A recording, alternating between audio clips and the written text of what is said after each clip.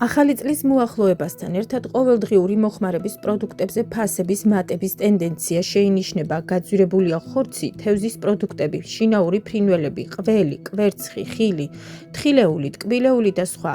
სავაჭრო დაწესებულებებში მისულ მოქალაქეებს პროდუქტებზე გაზრდილი ფასები ხვდებათ.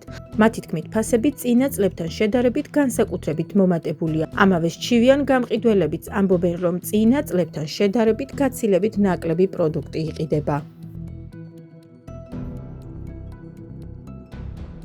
ყველაფერი ძალიან გაძვირდა, მყიდველი თითქმის აღარ ყავს, ვინც მოდის, ისიც ცოტა-ცოტას ყიდულობს. ნორმალური ფასები რომ იყოს, მომხმარებელიც უფრო მეტი გვეყოლება.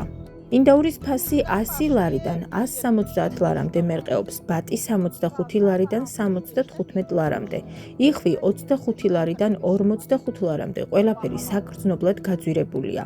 შაშან ფასები გაცილებით დაბალი იყო. ალბათ ხედავთ თქვენს როგორი სიმცირეა მყიდველების ბაზარში. ხალხს თანხა აღარ აქვს. მე მარტო ვცხოვრობ და პროდუქტებს ცოტა-ცოტას ვყიდულობ, ამიტომ ჩემთვის დიდად მნიშვნელობა არ აქვს ფასების მატებას. კვერცხიც გაძვირდა, სოფლის კვერცხის ფასი 80 თეთრიდან 1 ლარამდე მერყეობს, ზოგადად ქვეყანაში კვერცხის დეფიციტია. ჩემთან არ მატულობს. პირგან მოიმატოთ 18 ლარები გახდა 19 ლარი. ჩემთან ჩემი სახლის ვორებს აკვირა არის 15 ლარი. მარაგდა არის გვერდზე სოფლი. პენსიით გაზისა და შუქის ფულს ძლივს ვიხდი, პროდუქტებისთვის ნორმალური თანხა აღარ გრჩება. საქართველო ყველა მხრივ საუკეთესო ქვეყანაა, მაგრამ ხალხს თანხა არ აქვს. სამწუხაროა, რომ სამუშაო ადგილებიც არ არის, რათა ადამიანებმა იმუშაონ და თავი ირჩინონ.